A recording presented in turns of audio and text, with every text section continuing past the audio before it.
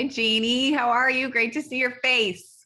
I wish we could do this in person. We're not far away from each other, which is kind of cool. Me too. It's great to see you, though.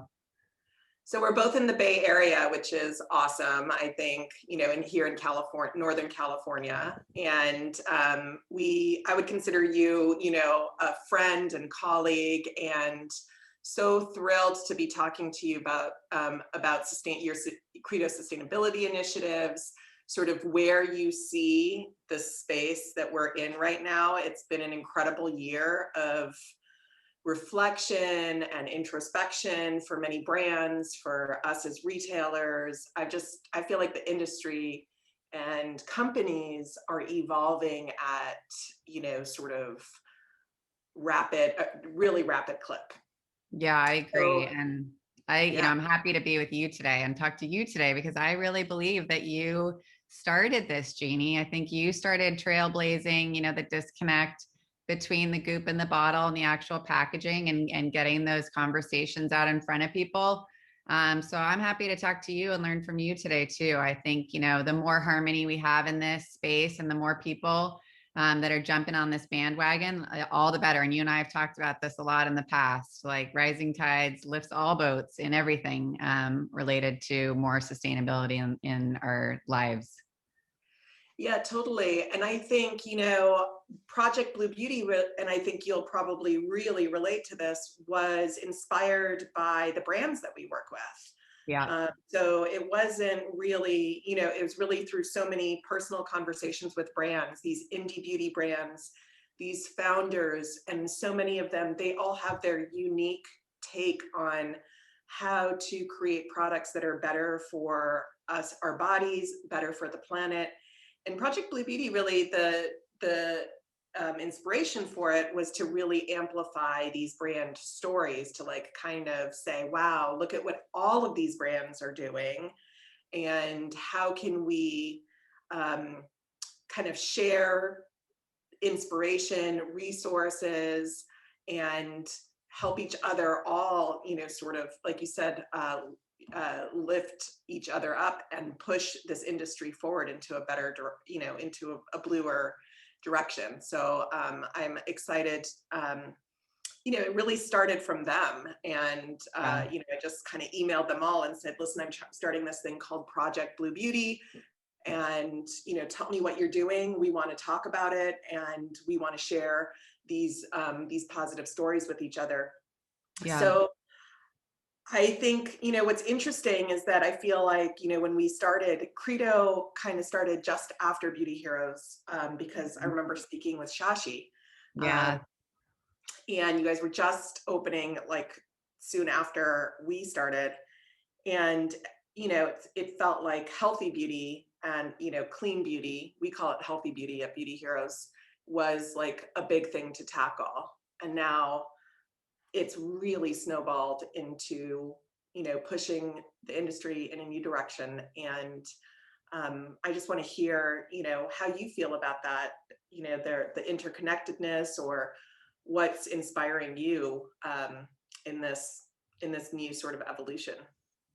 Well, I think, just kind of jumping off from what you said about our brand partners, they're really, I'm sure you feel the same way, who inspire me every day. I think, you know, you and I share a lot of the same brand partners. And, I think you learn really early on who is really in this for all the right reasons and really in this to make decisions that align with their values and, the health for people and the health of the planet. So, I think it doesn't come without a lot of pain. I think this has been really hard for these brands. I think, back when you started your business, I'm sure you would agree, contract manufacturing was like, whatever, this clean beauty thing or whatever, this natural beauty thing, this will pass. It's just another trend. But now they're really getting with the program, or else they're going to lose a lot of market share in their own business. And, that's kind of become the norm now. We hope we see this with packaging. It's really tough for these brands, to find componentry that's not ugly. I'm just going to be honest, that's not completely out of the realm of, being just totally cost prohibitive. And then there's the whole compatibility part of it. So Like with everything that we do, and I know you're the same way because our brands tell me so, we collaborate with them, share ideas, understand where the pain is and where we can, learn from one another to kind of affect positive change in this industry. Packaging's been really tough, and we will work on this for years to come. This is not, like, oh, check that box and move on. We have a roadmap ahead, so we can affect beauty's packaging, our contribution to packaging production and waste. It is really, really at a tipping point. And, to be marketing and talking about clean beauty, natural beauty, healthy beauty, whatever you want to call it, people that are really conscientiously creating the goop in the bottle and then to, house it in double walled virgin acrylic plastic is just not okay. It's not okay anymore. And we have, developed a roadmap with our brand partners. So it's like steps that we can realistically tackle. But the first is single use, and that's this year. And it's scary. Like, sheet masks, they are a lot of revenue for Credo, but they're also a lot of things people are using once and throwing in landfill. And it's just not okay. Yeah. So, I know you've done this a few times. I've actually been on some of your talks, but can you walk us through the roadmap? And I guess my first question is, and I think it's a smart way to go, is packaging really the core focus? Besides, obviously the ingredients that's already been established, right? So with Credo, so is packaging like where you're putting all the energy? Well, we're still a small company, so and packaging is a big thing to tackle. So I would say it's our primary focus, yes. But I'm sure anyone in the industry knows the swirl around clean beauty and all of that talk. But I think at the end of the day, it's a way for us to distinguish brands that are doing creating products that are more sustainable, whether that's packaging, ingredients, the labs they work with, the people they hire, where they get their raw ingredients, and how those companies are running their business, and are they ethically sourcing these products. It's about safety, it's about sourcing, it's about sustainability, and it's about ethics, and it's being transparent about all of those things, whether we're talking about packaging or product formulation. So I don't buy into the just because you call it clean, then everything's dirty. I think it's just a way to really celebrate these brands that are trying to do things a different way and be more conscientious about it. But packaging is really, really a point where we need to, like, if we can't just kind of keep having blinders on and just keep forging ahead and be Credo and collect. I think we collected 600,000 paquettes last year. We realized, in terms of distributing samples to people, that's like 3,000 pounds of waste. Just probably people didn't use a whole lot of them. You just something's free, put in front of your face. Sure, yeah, I'll take it. And most people probably toss it in the garbage. So the first step of our roadmap is certainly reduction of materials and recycling. So eliminating single use, and that's certainly saleable single use products, which are sheet masks, little peel pads, anything like that. But then, like, how we operate our stores. You have a store too, and I know you've done amazing things in terms of being very conscientious about the materials you use in the store. So we're talking mascara wands, lip wands, the little scoopers that you use to get products out, the little clamshell jars that are horrible little virgin plastic things that just sit in landfill. So all of that by June 1st is being eliminated from our stores. And then the second phase of that, which is really where a lot of the work and calls and discussions come in, are just around better materials. And that's working with our brand partners to get any petroleum derived packaging down to at least 50% recycled content, or just find a better, more sustainable material. And that's really like kind of the North Star for us. And I'm just as well as I do, that's a lot of work. But and our brands partners, we're so proud of them, because this is hard, and there's a cost involved, and it's a lot of work. But because they believe in what they're doing and they really have their values in the right place, they're up for the challenge. Yeah, they want to do this. So Yeah. I feel like, yeah, you know, one of the things that I was shocked to hear when I first heard it, and then I heard it all the time, and I know you hear it all the time. I actually hear it a couple ways. I hear, people say, we formulated our products to meet the Beauty Heroes ingredient standard. Yeah. And I felt when I first started my company, it wasn't like a really strong thing. Like to me, it was very common sense, right? Like these are ingredients that I just don't, you know, I don't need to use. And it wasn't like, hey, I'm going to like put out this standard. And then I realized, kind of as we went along, this actually meant something to people, and we needed to really like own it and stand behind it. And I hear it all the time. We formulated our products to the Credo standard. I hear that all the time Yeah. as when I'm talking to brands. But what's going to happen is that I'm going to start hearing, I know it's coming, our packaging meets the Credo packaging standard. That's exciting. I'm sure it's going to happen. I think that's really cool, and so I just want to really, I think you manifest that, right? And I think that's what leadership is. And, you and your team really looking at this, I think a lot of what you are doing is demonstrating leadership in the industry. And that is very hard to do. There's a lot of brands we need to say no to because they're of one ingredient or two ingredients. Yeah. Um, and then you're going to have to say, you have to say no, or later come back, down the road. You just need to tweak this or tweak that, and we'd love to talk to you, kind of thing. It's hard, Yeah. Yeah. especially It when you is love hard. the product, especially when you love a product. Yeah. It is hard. And you love a founder and you love a brand and you could see it doing really well. So the single use, then the petroleum less than 50% virgin petroleum. What Yeah. else is on the roadmap? So, the one thing, and I know you probably go through this too, is refillable formats. And while in beauty, we really, encourage it, and I think it's smarter design, and it's clearly something that we want to encourage for brands to look at and have it be more of ongoing. It's tricky at retail, and I mean, with all this stuff, Jeannie. I know this kind of, you're balancing running a business and trying to make all of these kind of big impactful strides in changing the kind of behavioral reset of people's brains. And it's hard to get the message across to people that this is refillable, and why do I want to refill this actual product, and not make it gimmicky and weird. So I think, to be quite honest, it's not a popular opinion, but its reality is refills have a long way to go.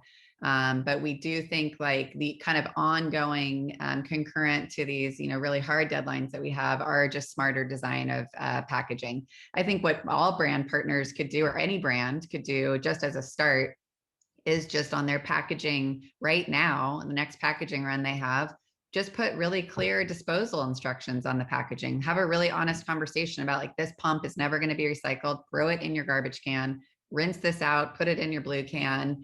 Actually, like, parse it out for people so they know. And not a lot of people, I know you heard this term. Mia uses it all the time. Wish recycle. I'm going to throw this in the blue can and hope it all goes okay. Right. Instead, like, give them a roadmap and tell them how to do it.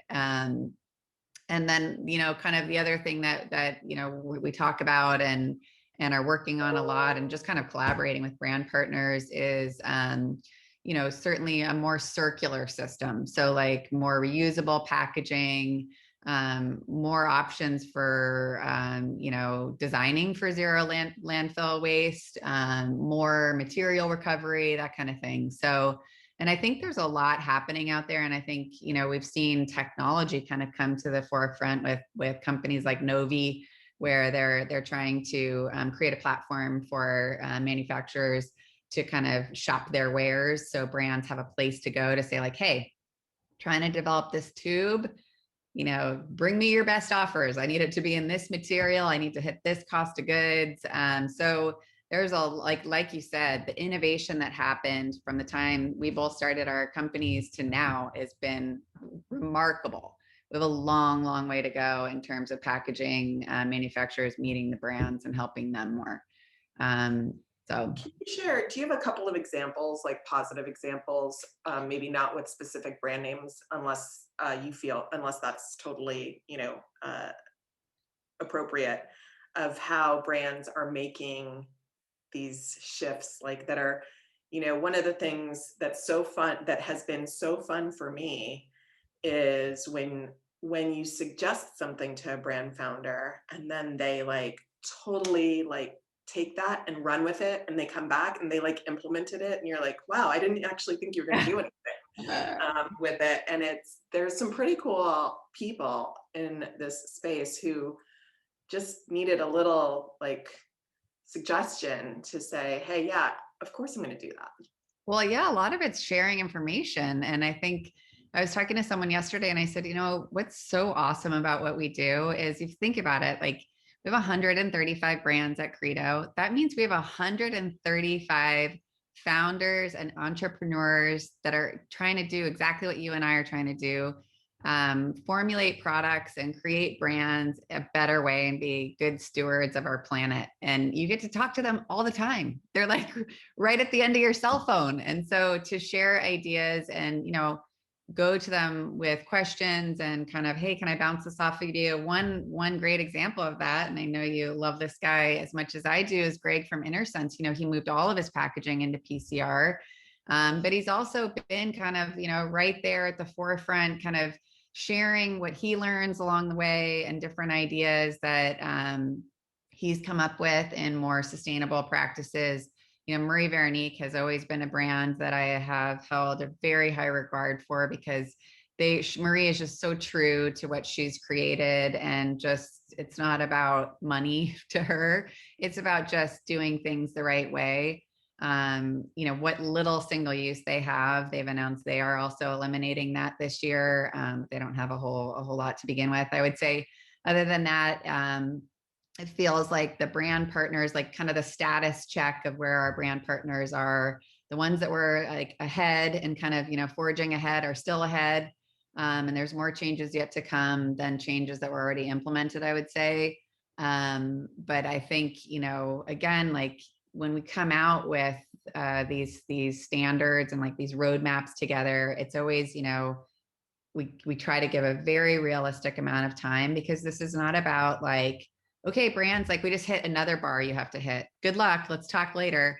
It's more about like, okay, here's where we're going. Like, we want you to be on the ride with us. Let's get there together. There's going to be challenges along the way, and let's talk about it as we go. And that's kind of how we operate. And so a lot of the brands help each other out. I know a lot of them have formed little groups unto themselves to just share resources and ideas too. So it's super fun. I wouldn't say every day is just like the most amazing fun I've ever had, but generally speaking, it's a lot of fun. I mean, it's creative and it's challenging. Yeah, absolutely. So let's talk about samples. I actually talked to a brand founder yesterday that we both work with, and I brought up the samples thing, and I said, Credo's moving away from samples, sample sizes. Are you going to be continuing creating samples? And they said, this is a very, I would say, eco-minded brand. And they said, yeah, we are continuing to create them. They're just too important to to be able to introduce product to customers. We're doing it in a conscious way, and they just, that was their response. So let's talk about samples. It's a big deal. I mean, I think Credo, you used to include 3 samples with every order, right? Yes, so we did quantify it, and I want to make sure the stat I gave you is correct. Last year, we gave away approximately 660,000 single-use packets.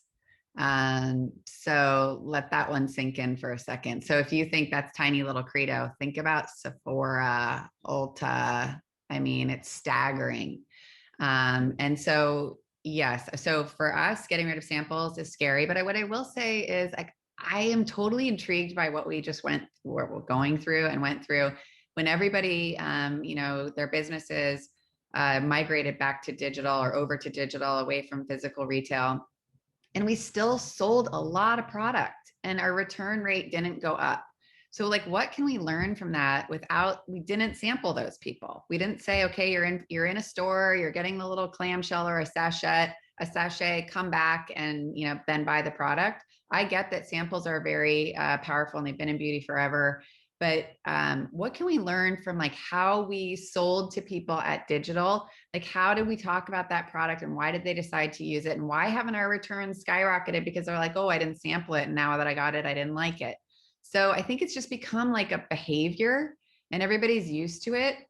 So what we're going to do is we've started early this year, as you mentioned, when we offer up samples in the cart in online, we've just started messaging, or because samples aren't as environmentally friendly, would you like points, loyalty points instead? And so just so people can say, like, when you're at the natural food market, do you want to, donate to your philanthropy of choice or whatever, for bringing your own bags. It's the same sort of idea, like just kind of try to make the customer think about it a different way. And then in stores, we were able to source like a bioresin jar through WWP. It's a great little jar, reusable. The lid screws on, that will just dram everything in the store into. So we will charge like 46 cents for it, which is what we pay for it. It's expensive, but all we want to do is cover our costs there and still be able to offer the customer a sample jar that they can reuse and that is environmentally friendly. So that's kind of the first step. But I think we're always like thinking about, what are different ways that we could do this and get these customers to try these products in a more innovative way that's better for the planet. Yeah. Yeah, I like the idea of charging for it because then it's like, it's nominal, right? Like 46 cents is nothing, but it's Yeah. something. Like, you're thinking about it, you're like, oh, do I really want to sample this product? And I feel Yeah. like if you're going to pay 46 cents for it, it's got some value to you. You really wanted it. You're going to be invested in, like, it's not just a throwaway, Yeah. thing, like, oh, they just threw this in the bag kind of thing. But to Um, your point earlier, we're not doing this so our brands do it just for Credo. We Pardon want them me? to do it for all their retail partners. Right, right, right, right. So that's the Yeah. tricky part. Yes, yes. And so for online, is there a way that people can get those samples, you know, that same thing? No, right? Because No, not yet. So we haven't figured that one out yet. And it's posed a real, like, kind of business challenge. Like, how do we make that make sense and, look professional and all that. So we have not figured that one out yet, to be totally honest. yeah, well, I mean, I think the in-store, that's a really great solution. Yeah, we've actually been doing that. We have little aluminum, you know, uh, jars that we Yes. dram it into in store. So, well, I'm so interested to see how this shifts the industry. And like I said, I think that's some serious leadership. And we are definitely talking about it internally at Beauty Heroes and how we answer that as well. We Yeah. don't, yeah, we don't give out 660,000, but it doesn't matter. 1,000 is Right. a lot, right? So, so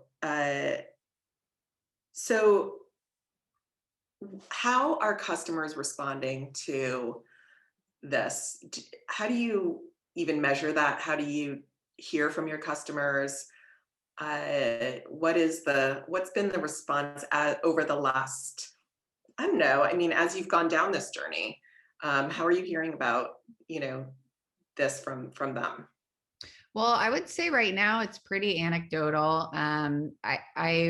Having stores and being able to interact with customers before the pandemic is really helpful, because that's what honestly made us drop everything and like hustle around packaging, was the fact that forget ingredients, forget anything. This was a huge demand of the customer. Actually, like, really questioning, like, yeah, I like this ingredient story, and I think this founder sounds really cool, but like, what's up with all this plastic? And it was just a constant demand of the customer. I think, and now given the pandemic that we've gone through, I think people, top of mind for people, aside from climate change, is less plastic. I mean, you hear it everywhere. And it's just, people are very motivated to want to make the world better. And so I think, we hear it from our customers. We haven't done a survey yet, but when we do, we're about to do one, I think in about a month, to our customer base. They love to talk back to us and give us their opinion. I'm sure you know the same thing. It's a pretty vocal group. And so we'll have a better read of like actual numbers and what means the most to people, kind of ranked in priority. But we already know, just from comments on social and just the interaction of customers in the store, this is where the demand is. And we have I wanted to just mention before we're out of time, we do have a vetted supplier list of people that are like, we're not going to waste your time, brands. We really can meet these demands of Credo and other retailers like yourself, Jeannie, that are really pushing for brands to use better materials. I will share that list with anybody that wants it. Right now, it's only 13 suppliers, but that's why we do these panels. So the industry knows about it, and they're pushing business this direction to these manufacturers that are trying to do the right thing. Because if there's just more demand going there, it's better for everybody. And that'll make, bigger manufacturers, kind of rise to the occasion and get there too, and not just keep the sustainable materials like under a table at a trade show and then pull them out and say like, I don't know, they're really expensive, they're really ugly, they're not really for beauty, and change that whole discussion. Yeah. That's cool. Thank you. So anybody who wants the list, you can reach out and get it from Annie, and I'm sure that's growing. We're talking to Brandon Frank next. Oh, great. He's on the list. He is. He is going to be on next week's Blue Beauty webinar. So that's really great. Great. So that's a great resource and I know he's on Credo's council, right? Yeah. And he's, like you said, he's one of our preferred packaging suppliers. Yeah. I think beyond customers, one of the things that one of the things I hear all the time when we're interviewing people from our team, they love being part of a team that actually cares. And I think that, I would say my employees are some of our best customers. I mean, they really are good representation of what's going on out there. And, and also people that we're interviewing to come and work at Beauty Heroes. One of the things I hear in interviews all the time, I just really align with your values. This is so important to me. And I love interviewing younger people who that's like the core thing. That's why they want to work for the company, is because they want to work for a company that aligns with their values. And people want to shop with a company that aligns with their values, and people want to be a part of the solution. So, so I think that's really great. I know that Credo gives 1% of revenue back to Lipstick Angels, and you're investing a lot in these sustainability initiatives.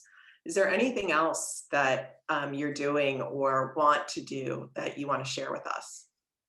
Yeah, we do have, we started Credo for Change last year. It was awesome. It was the best experience. It was where we offered up a mentorship from August to December for BIPOC founders that, we're starting their own beauty brands. We're going to do it again this year. We'll do it every year for years to come.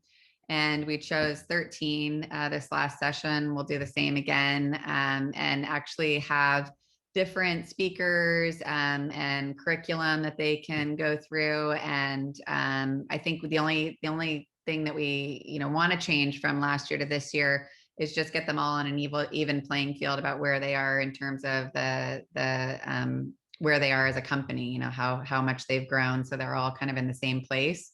But we learned a ton as merchants from that. I think when Black Lives Matter and George Floyd was murdered, that was a tremendously painful time to go through, and it's still painful.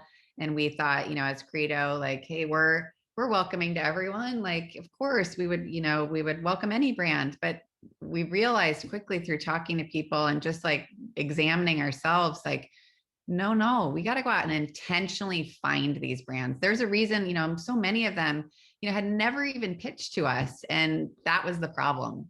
We needed to go out and find them and say, this is a real opportunity, and, really encourage that discussion. So that, I think, of everything we've gone through has been the most valuable for me personally and for everyone in our company.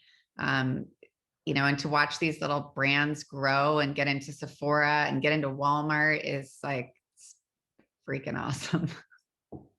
And Credo. And Credo, yeah. Great. Well, thank you so much for sharing that. It's been great talking to you this morning. I hope everyone enjoyed this Blue Beauty conversation. It's really, I look forward to continuing it in person soon. You too, Jeannie. Thank you.